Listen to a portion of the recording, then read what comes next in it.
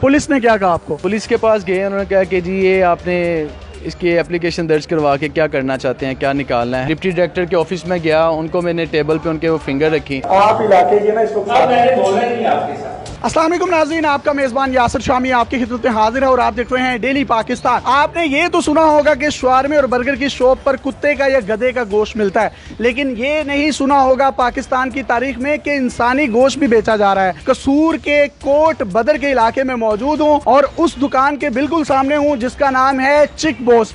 ये वो नौजवान हैं शाहजेब लतीफ़, इन्होंने अपने घर में होम डिलीवरी के लिए ऑर्डर मंगवाया जिसमें जिंगर बर्गर और जिंगर पैटी बर्गर था।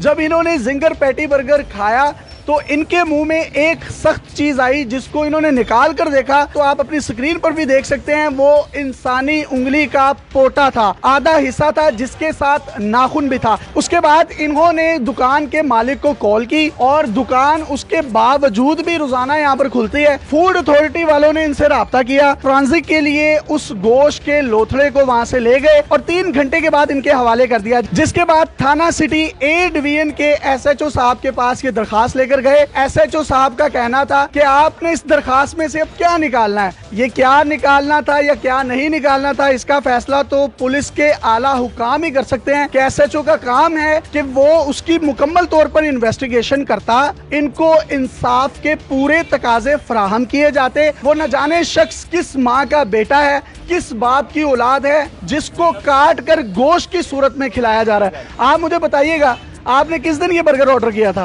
20 तारीख की रात को 10:30 बजे का टाइम था जब मैंने इनसे मंगवाया होम डिलीवरी पे, और 11 बजे जो है मैंने इनको कॉल करके बताया कि उसमें से इंसानी फिंगर निकली है पूरे नेल समेत। ये मान नहीं रहे थे, उन्होंने कहा ऐसा हो नहीं सकता। मैंने कहा चले मैं आपके पास आ रहा हूँ। जब मैं रास्ते में आ रहा था इनके पास तो अचानक मेरी तबीयत काफ़ी ज़्यादा खराब हुई, मुझे वॉमिट स्टार्ट हो गई। छोटा भाई था मेरे साथ, हम इनकी शॉप पे पहुंचे, इनको दिखाया, ये मान नहीं रहे थे कि जी ये इंसानी फिंगर है। फिर इन्होंने खुद हाथ में पकड़ के चेक किया, इन्होंने कहा वाकई ये पूरा नेल है। वो जो आपके हाथ में लोथड़ा है उसमें फिंगरप्रिंट भी थे, नाखून भी बना हुआ था, नेल और पिछला बैग पोटा पूरा साथ था उसके जो फिंगर का जो है ना। और ये पोटा आप अपनी स्क्रीन पर देख भी सकते हैं जो कि वाज़ेह तौर पर नजर आ रहा है। पंजाब फूड अथॉरिटी वाले आपके पास कब आए? पंजाब फूड अथॉरिटी वाले 1 दिन के बाद उनसे रब्ता हुआ, उन्होंने कहा कि हम सुबह आएंगे, टीम आएगी। वो आई 10 बजे सुबह। उससे अगले दिन जो है पूरी इन्वेस्टिगेशन की, गोदाम है वहाँ पे जाके इनकी फ्रिजें चेक की उन्होंने। वो जो पैटी थी वो भेजने के लिए सैंपल कलेक्ट करके इन्होंने ले गए। डिप्टी डायरेक्टर के ऑफिस में गया, उनको मैंने टेबल पे उनके वो फिंगर रखी, उन्होंने कहा कि फ्रांसिक टेस्ट के लिए भेजते हैं, आप वेट करें तो सुबह आपको बताएंगे इसका क्या है। 2-3 घंटे के बाद उनकी कॉल आई, उन्होंने कहा कि ये आप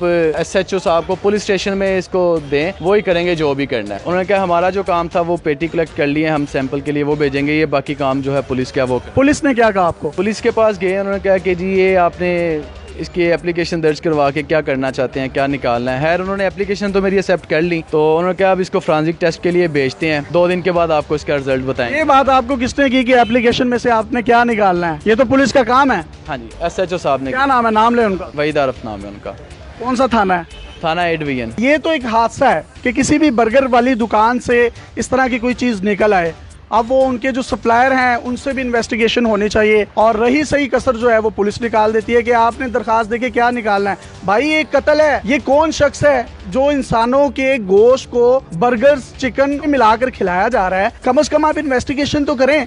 यहाँ पर बेशुमार कसूर के लोग हैं जो ये खाते हैं, इफ्तार के बाद भी लोग खाते हैं, फैमिलीज आते हैं, छोटे छोटे बच्चे खाते हैं, उनकी जिंदगियों का मसला है। और इन्होंने जिस तरीके से बताया, वो खाने के बाद मुझे वॉमिटिंग हुई, उल्टी हुई और इनको लेके जाया गया DHQ हॉस्पिटल में। अब मुतल्लिका थानेदार का क्या इस बारे में मौकिफ है, ये से भी जानेंगे और कोशिश करेंगे कि चिक बॉस के जो मालिक हैं उनका भी मौकिफ लें। चिक बॉस के ऑनर मोहम्मद अहमद साहब हमारे साथ मौजूद हैं।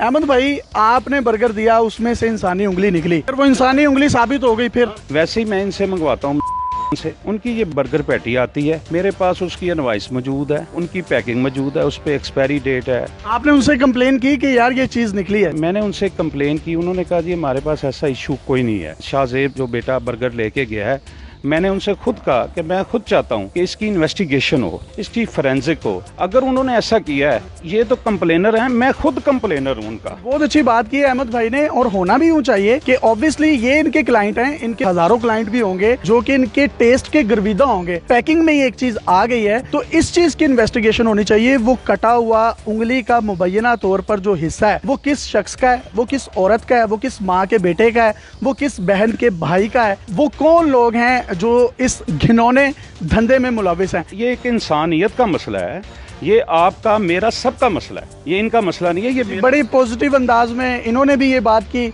जो कंप्लेंट करने वाले हैं और जिनके अगेंस्ट कंप्लेन की गई है वो भी ये चाहते हैं इन्वेस्टिगेशन हो। अब मुतल्लिका थाने से आपको पूरी रिपोर्ट लेकर देते हैं, आइए हमारे साथ। हम कसूर के थाना ए डिवीजन के SHO वहीद आरिफ से पुलिस का मौक़िफ़ लेने के लिए उनके ड्यूटी आवर्स में थाने पहुंचे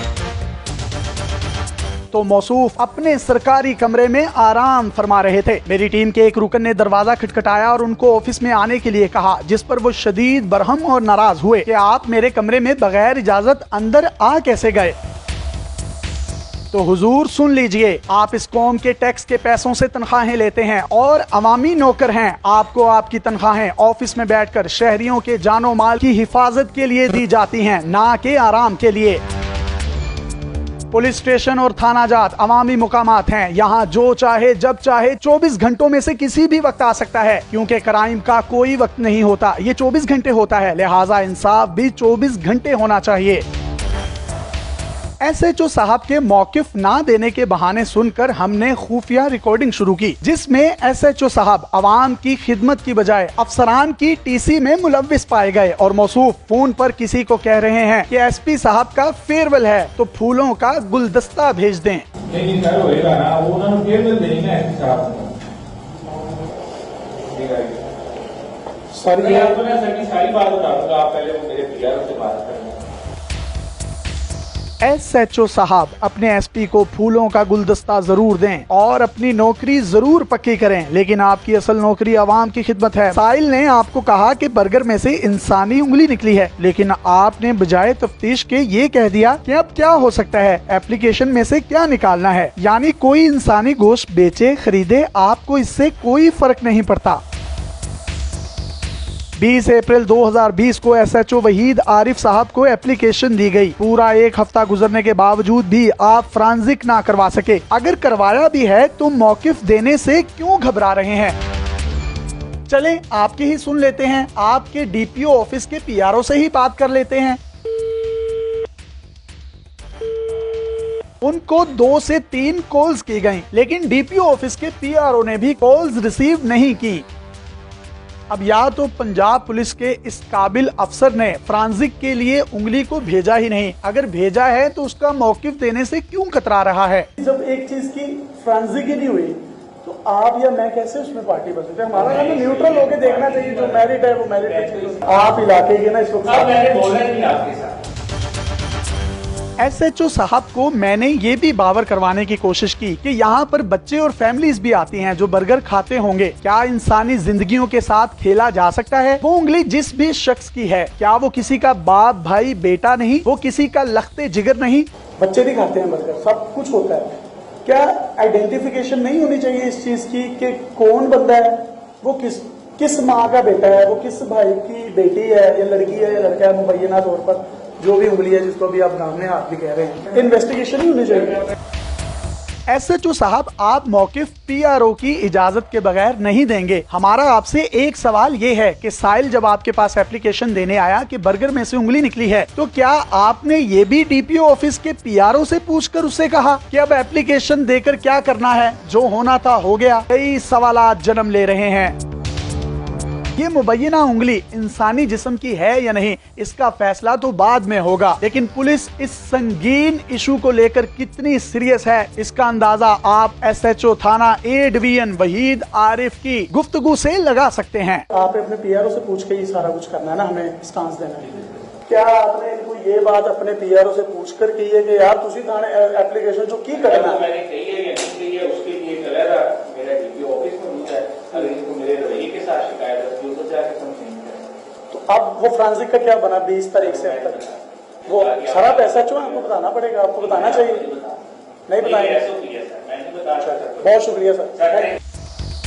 थाना 8 VN कसूर में मैं मौजूद हूँ। SHO साहब से हमने बात करने की कोशिश की तो उनका ये कहना था कि अफसरान या DPO ऑफिस के जो मुतल्लिका लोग हैं, PRO जो हैं, वो हमें इंस्ट्रक्शंस देंगे तो हम मीडिया पर बात करेंगे। हमने उनको 2 दफ़ा कॉल की, उन्होंने भी कॉल पिक नहीं की।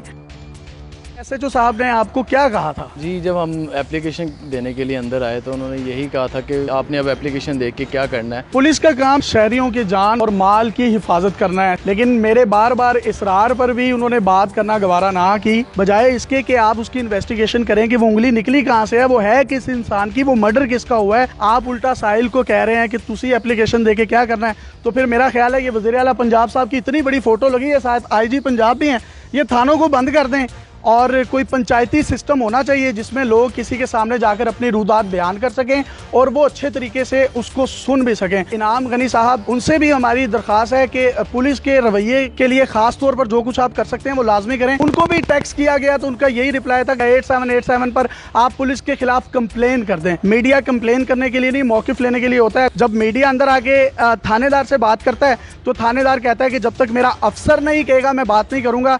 और मेरा ये सवाल है कि क्या उन्होंने अपने अफसर से पूछकर इनसे ये कहा कि आपने एप्लीकेशन में से क्या निकालना है? ये भी कुछ सवालिया निशान है।